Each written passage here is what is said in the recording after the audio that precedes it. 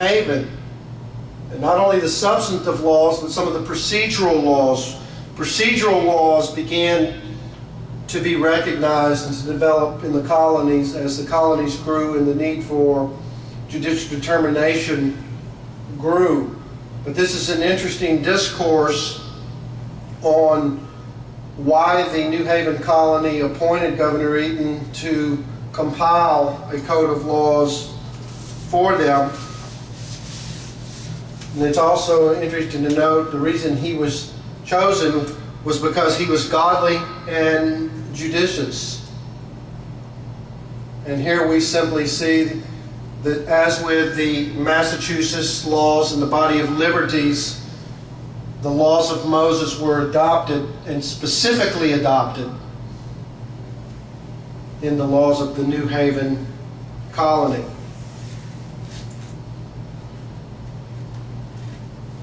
Also adopted at that time was a confederation between the colonies or the plantations for agreeing among the colonies to work together for certain mutual benefits.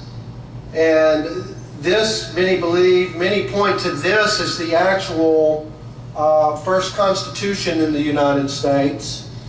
You can notice here in this highlighted section how similar this language is to the actual preamble or purposes clause of the Constitution. Said united colonies for themselves and their posterities do severally and jointly and severally hereby enter into a firm and perpetual league of friendship for offense and defense, mutual advice, upon all just occasions, for preserving and propagating the truth and liberties of the gospel.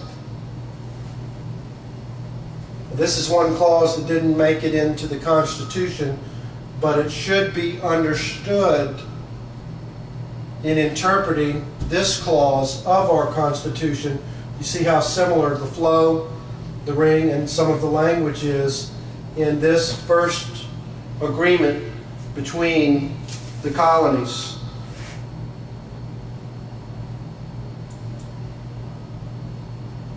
Although the law of Moses predominated the early colonial codes, there were provisions adopted from the New Testament.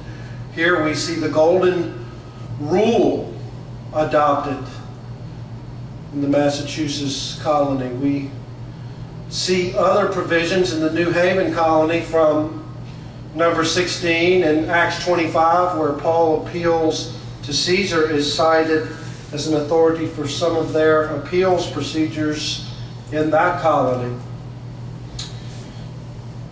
Leaving the colonial period, we'll be turning in a moment to the founding period, 1760 to 1781. But these documents that we've reviewed from the colonial period, and really they're just a part of the evidence available, demonstrate unequivocally that our laws, our legal foundation, were based on the Bible. Not the Code of Hammurabi, not the 12 tables of the Roman law, or even the common law, but the Bible.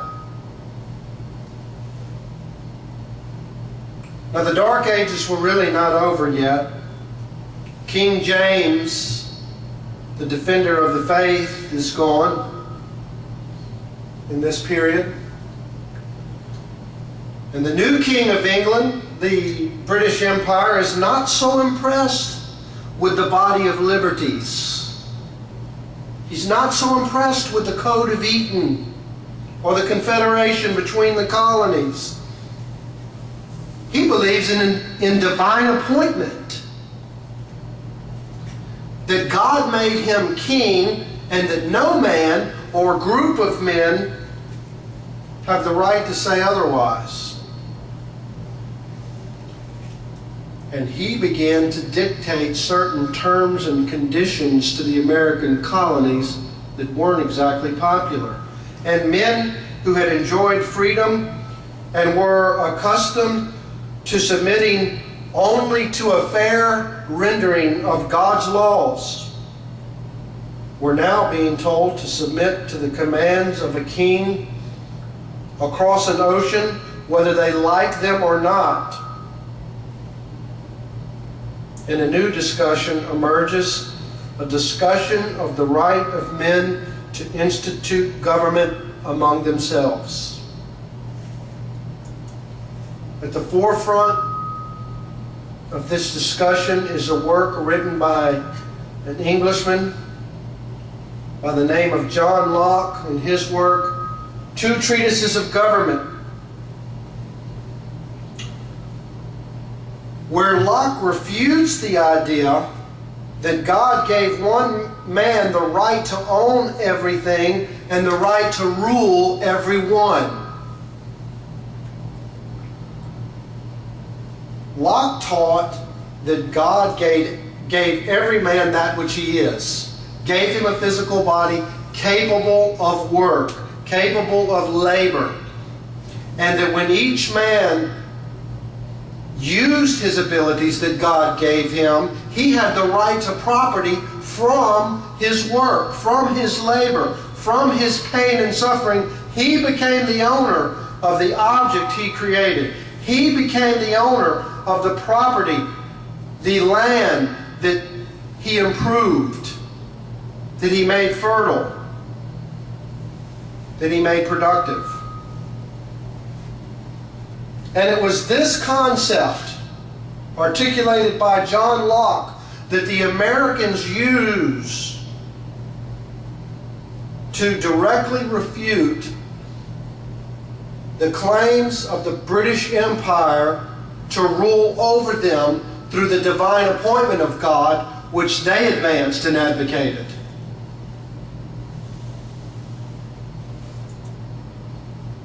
Jefferson, we see and we know, in many ways, agreed with John Locke, adhered to his ideas. We even see this letter to the chiefs of the Cherokee Nation, where he tries to explain to them why so much of their land has been taken by Americans, because Americans earned it through labor. He's basically making John Locke's property argument. I don't think the Indian chiefs cared for Mr. Jefferson's argument too much, but the point is that Locke's theory of property was central as a basis of liberty in America, and it was based on the idea that God gave us that which we are. And we see that these ideas, these fundamental propositions, were framed in the most famous alliterations ever penned, where Jefferson declares all men are created equal and are endowed by their Creator with certain inalienable rights, among them life, liberty, and the pursuit of happiness, and that to secure these rights, governments are instituted among men. It is critical to understand that these words were just more than poetry or alliteration. They were the very basis of liberty itself. And it was from the power of these words that God created us and gave us these rights that Americans fought for and won independence. This is recognized later by Benjamin Franklin in his motion for prayers. This is his motion, actual photocopy of Benjamin Franklin's motion that was filed while the Constitutional Convention was underway and while those men were struggling to come up with a constitution to frame a new government. And Mr. Franklin says, "How has it happened, sir, that we have not fought of humbly applying to the Father of lights to